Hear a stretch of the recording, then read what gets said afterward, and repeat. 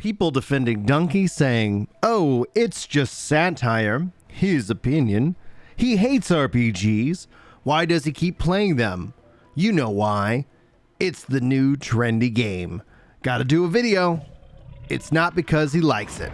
Well, everyone, welcome to the video. I'm going to put a content advisory on this video specifically, namely because this taps into some of my core frustrations that I've had with social media, the internet, video game culture, and we're going to talk about why the internet is mad at Video Game Donkey for his Xenoblade Chronicles 3 review. Now, I opened this video up with a specific tweet talking about why somebody is who reviews this game, who hates RPGs, and how their opinion, or they're frustrated at Donkey. And this isn't just one example. There are many examples this morning over on Twitter of people upset and frustrated, which only makes the entry, the start of Donkey's video, all the more sweeter, namely because he kind of talks about right at the beginning, oh, Twitter's going to hate me for this one. And that is essentially what Twitter's good at. Twitter isn't good for discussion. It's good for spreading your hate, your anger, your frustration. Social media has that impact on us. But I want to catch everybody up to speed before I get into my rant here, especially as it relates to video game reviews. Donkey's thoughts on Xenoblade, which I wouldn't classify that as a review of what he put together. Like, if you look at it, the video, it's actually quite funny. He cuts up various different pieces of the game itself and makes jokes at it. And I think understanding his style and approach is key to understanding the review. But people aren't mad at him because he has and he made these jokes. People are mad at them because his video is getting a lot of views and it doesn't justify their bad spending habits, or it doesn't justify whatever thing inside them that identifies with these kind of games. And we're seeing this more and more within gaming culture. Perhaps we've always seen it, but it's just obviously amplified by social media. And I think it's a real key critical problem, one that I don't know how personally to solve, but it's one that I strive to hopefully change the world in a better way, especially when it comes to my kids and how they approach things, and how that someone's opinion about art shouldn't shake their foundations of who they are as a human being. But anyhow, Xenoblade, JRPG, does Donkey like him? Does he not? It doesn't really matter. Who gives a shit what Donkey thinks about a RPG, JRPG video game whatsoever? You should understand that at least if you can understand and seen his content before, which based off his size and his subscriber base does mean that there's a good chance that you've heard of his content, whether you've watched it, enjoyed it or not. That really is doesn't really matter. There are still people that have millions and millions of subs that I'm still discovering to this day.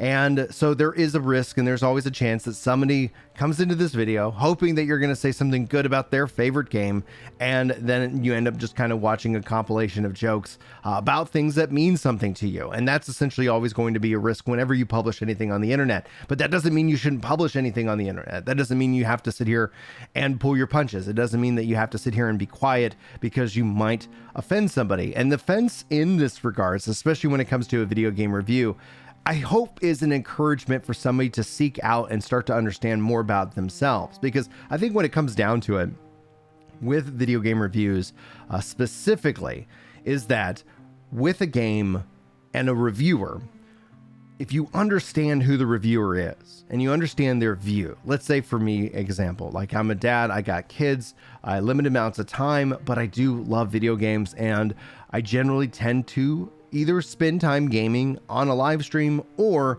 with my kids not on a live stream. So there's a wide range of video games that we play. Game Pass is a huge help for that, like playing like the Paw Patrol game and things like that. Like at the end of the day, like my experience is not going to be like everybody's experience out there.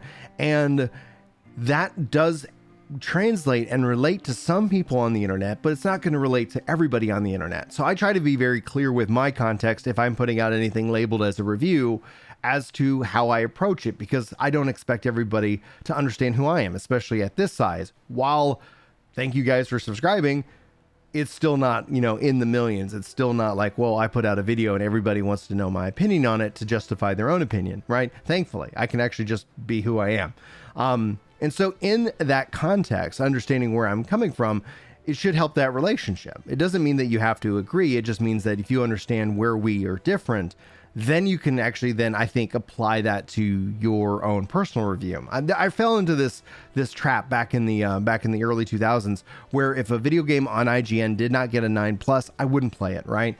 I became a video game review snob, and there was many great games that I missed out that I actually went back and played and really, really loved, but because I was just looking at a number and not actually looking at the understanding of who was reviewing it and how I would connect into that, then I found myself not playing that many games for that period of time. And that's just something that I always kind of look at now as a way of trying to become a better gamer, and somebody who is cognizant of what words and how they mean in terms of a video game review. But the other context here, especially in terms of what people are trying to leverage, and I see this happen a lot. This could be a content creator privilege to just understand that as a content creator, what I'm about to say might be incredibly biased, and you might not disagree, agree with it. But I think this is a room and it's an important discussion to have. Doing it for the views, right? Now, for me personally, I hate when I catch a trend. It's not anything that is actually a fun experience, because it generally invites a lot of people who don't know who I am and what I like to talk about into it. And generally they're just coming in here to yeet out whatever bullshit, thought that they have, onto like my comment section. And that's not fun to read. It's not anything that I've seen before. And I generally probably won't see them again, because most likely, more than not, who knows if they watch the video at all. They could just be like, oh, it's Donkey, I'm mad at that. Or, oh, whatever topic, I'm mad at that. Now, occasionally I hit a trend, and that is something that happens. And it, sometimes you're like, yeah, the views were really great, but ultimately, I would just rather make the stuff that I want to make and move on with my day. Thank God I don't rely on this as my job, right? Like I don't have that added pressure when it comes to making content. And when I see people like just throwing out, oh, they're just in it for the views, they're just doing it for the views, that is a way of gatekeeping. That is a way of trying to sit here and discounting someone else's opinion to say that yours is more valid or theirs is less valid. And honestly, at the end of the day, like, I think that's the point of an opinion, right? I think the ability to sit here and say that, hey, somebody else believes this and I think this, you shouldn't have to go out of your way to discount that opinion if it doesn't align with your own. But the internet has tended to do that. And I think it ends up becoming with the fact that we have this pure idea of monetization around attention. And with that idea behind monetization, the fact that a video will get views and those views can translate into money, that's where we start to question everybody's motives. Everything is up for debate. Everything is sus. Everything, is questionable as to why somebody's motive. And it ultimately is questioning the authenticity of the person posting it. And so we actually have that. We actually have that going on in all things. Even the people who are posting on Donkey is doing it for the views are literally as guilty as posting for the attention.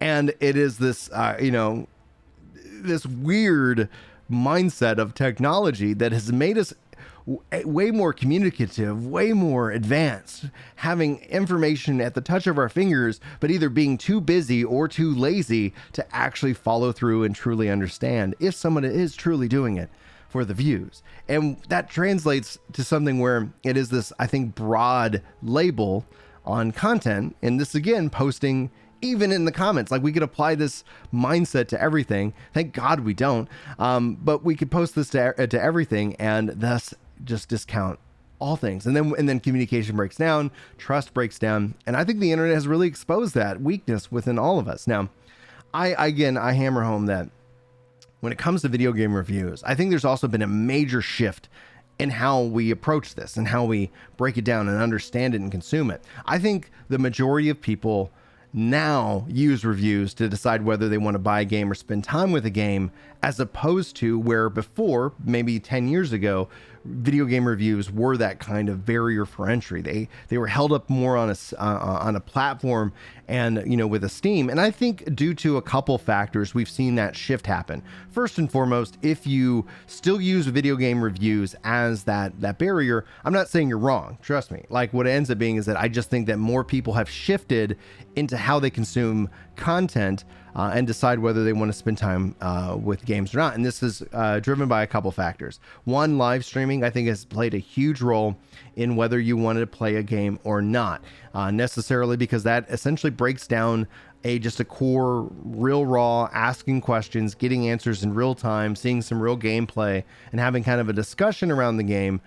And I think that ends up being it. The other factor is something like Game Pass, PlayStation Now, etc., PlayStation Plus, where it's like, well, maybe that game isn't going to cost you anything up front because it's a part of your bundled package. So it's really a question of time and where you choose to spend it. And those two things brought into play with kind of a third factor, and it's that video game reviews on official sites have had to become sensationalized, have had to use like extreme language or look at very like different nuances of opinion and things like that, that most people have just gotten frustrated and have dipped out of those kind of conversations, right? Like you'll see things like too much water as kind of a meme, like admonishing certain reviewers and how they approach their games. Now, I look at the reviewer and be like, I don't care what you say, it's your opinion. That's great. Like, as long as you understand the context of where someone's coming from, I think that's actually more important than the review itself. So like if I was putting out a review, it would be leaning into the core of who I am and how I play games, because I feel like there are people out there who need that information, who are looking for that specific angle. Can a dad play a game that requires a lot of investment? Well, how do you do that? Like, that's essentially kind of the approach I'd take. And so when it comes to anybody's review, the problem I see is that when people relate that more to their identity, when people relate the well-being or the well thought out thought, like, oh, if you aren't praising this game that I like, I'm going to have to find a way to discount you because I don't have the security or the tenacity or the, I guess the stability within my own self to understand, like, oh, it's perfectly fine if someone doesn't like a game. And this is going to be a constant problem for us, especially going forward as more and more people step into content creation, as this platform and industry and all of the stuff continues to shift and evolve. I think you're going to continue to see it because the tools and the algorithms that drive attention, that drive, like a monetization, because attention now equals money. And with those two factors, it always is going to drive the idea that is somebody really being authentic with their words and how they approach a review, or are they just doing it to get paid and doing it to trick me into that? And so it drives us more into our tribes. It drives us more into our own echo chambers. It drives us more into just our single lane of thought, so that the only people that they're going to interact with in a positive way are people who think exactly like them. And I think that's a real dangerous thing overall. And that's why I think that when I look at overall being somebody who's a stand-up comic, being somebody who's going and doing these different things, the internet has become less and less about the free form of ideas and sharing, and more about like, you either need to be in line or get the hell out. And this isn't any one train of thought. I see it happening from all different lanes, right? Like you either got to be woke or you got to be anti-woke. And it's like, and we're not going to communicate with each other. We're not going to find common ground because the internet doesn't want us to do that, because the algorithms don't, they don't make money that way in that regards. And so I've seen more and more people actually filling up comedy clubs because people feel like they can actually freely express, they can talk, they can have a dialogue, and it's just this interesting, crazy experience. Anyway, guys,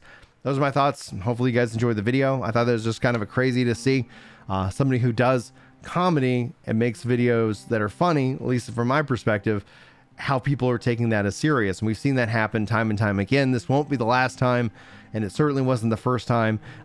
But these are just some thoughts I had on the subject, and hopefully you guys enjoyed. Thanks so much for your time. Hopefully you have a wonderful day. Hopefully I'll see you in my next video. But until then, take care.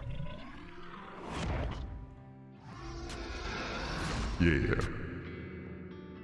It's time to chill out on the couch and read some comments. That's right. You know me when it comes to Destiny. I'm off with a clan, and I'm glad you're feeling better. Oh.